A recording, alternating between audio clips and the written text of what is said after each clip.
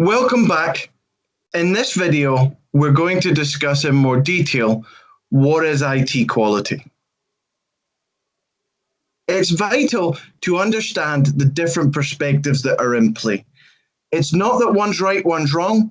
It's that it's impossible to take a 360-degree view truthfully from your own perspective within the organization, which is why within the assessment, we pull in the CIO, we pull in line managers, we pull in people from the business like the CFO, the CEO, we pull in peers, we pull in the accredited IT quality index expert. We bring a breadth of experience. We deal with this day in, day out. We see these points across all different organizations, all different industries, and we can bring that experience to you and help you define that improvement. We get together, we can understand everybody's perspective, and we all go through the process together with a pure focus on how IT can improve.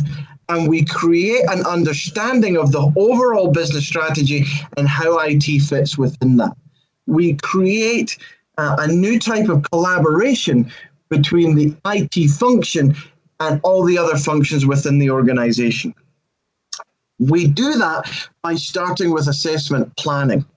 So in the planning stages, we look at how this is actually going to work for your organization. We help you understand where the benefits are going to come from, take you through everything that's going to happen on this day so that everybody clearly understands their role within this. They understand the methodology and they understand what the outputs are going to be like.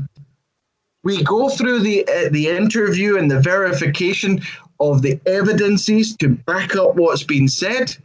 We then use that for the data processing and analysis, and we use the IT quality index calculation in order to be able to provide you with the index score. We will use that going through all of the detail and the granularity of the reports to be able to identify the key opportunities for you. The management summary, the assessment, the reports, the certificate, we create all of that for you, and then we come back to present this information and show you the outcome of this event. We provide you with the certificate. Now, this is a great way to show not only the business, the rest of your colleagues, exactly how good you are and how you compare to others. But it's also great, and we get a lot of repeat business from this because visiting CIOs and other people from other organizations, they see it, they understand quality, and they want to know more.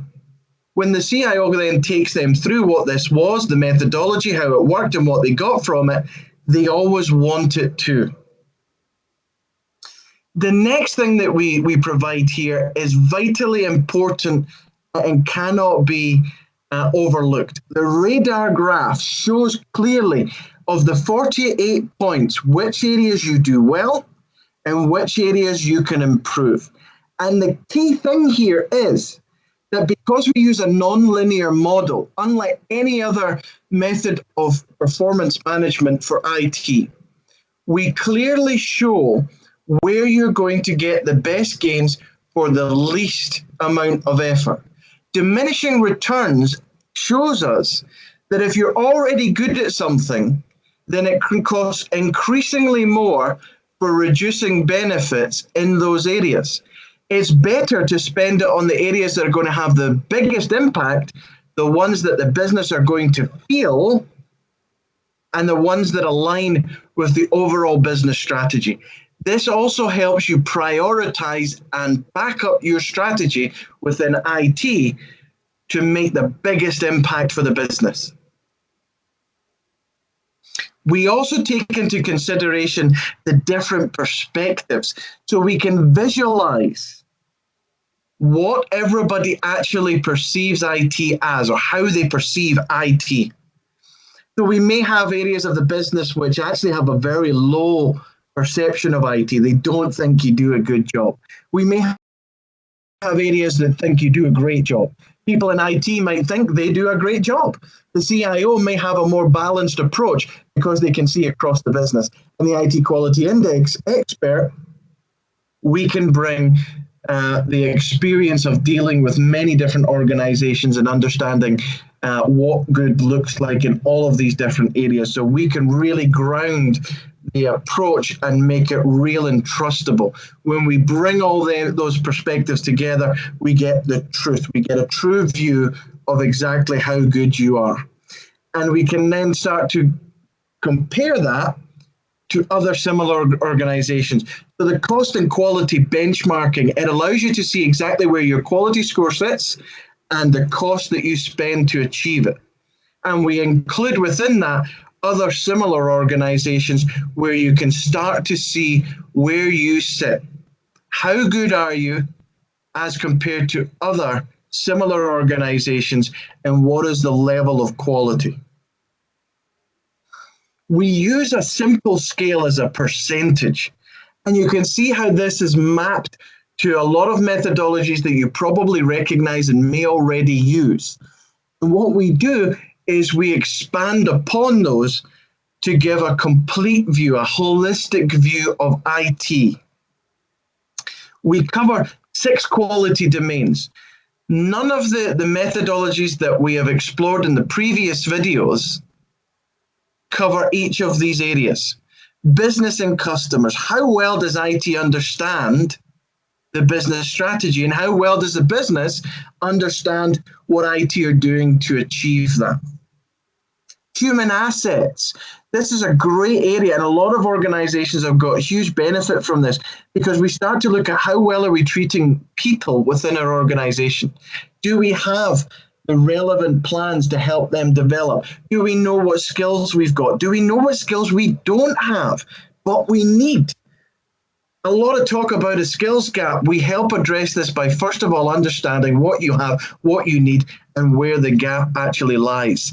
Services, we look at the services that you're delivering to the business, and we understand the level of quality that they're providing. But from a perspective of how much value are they adding to the organizational level. Processes, we look at the processes you've got. And one of the key things that have come out, the learning that we've had through doing this with organizations, is sometimes it's actually about doing less, because people just adopt the best practices without really understanding, are they actually delivering a benefit to the overall organization? They deliver a departmental benefit and they are in line with best practices. But when you look at the organizational level, we're actually spending a lot of money, time, and resource for something that offers no benefit. So it's not just about doing more, it's sometimes about doing less. And it's also about looking at the tools that we've got in place. Are we using them right? Are they working for us? Are they the right tools to help us deliver on what the business actually need? And it's also about the appearance. If the CEO was to come into IT and see people in jeans and t-shirts, would that give him a perception of quality?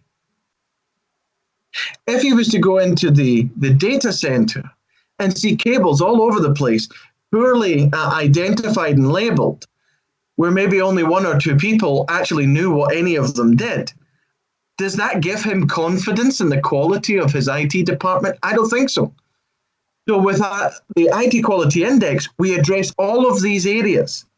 And it's always about a positive approach. How do we improve IT without the business necessarily telling us what they need? It's also non-linear, coming back to what I said before. So we look at this from a perspective of prioritization and the best use of resources for the best return at the organizational level. Where are the areas we're going to get the biggest impact with the least costs that creates the best impression to the organization? And we also include regression. In IT, we have this idea that if we improve something so far, we can leave it and move on to something else. The problem there is that with everything moving at such a quick rate, our competition is continually moving. If we leave something, it's actually falling backwards. So through regression, if you left something and haven't done any improvement projects over a period of time, then that will degrade within your score. This is all about continually improving IT all the time, but it's about self-motivated improvement. And it's also about applying context. You can't say something's good without comparing it to other similar things. You have to have a level by which to say what good actually looks like. And it's no longer just enough to say that the use of best practice is defining what good looks like, because sometimes doing too much of best practice isn't actually good for the organization. Sometimes it's not actually adding any benefit. So we have to take something that is far more realistic, achievable, and specific to your organization with the resources you have at that point of time. And it's also about addressing anchoring. People anchor to what they know, to the metrics that they have, the things that they've done, the ways that they've always done things. With the IT Quality Index, we take into account all of those areas, but we expand upon them to give a holistic view and help to anchor people on the idea of IT as a continually improving area that delivers a high degree of excellence for the rest of the organization.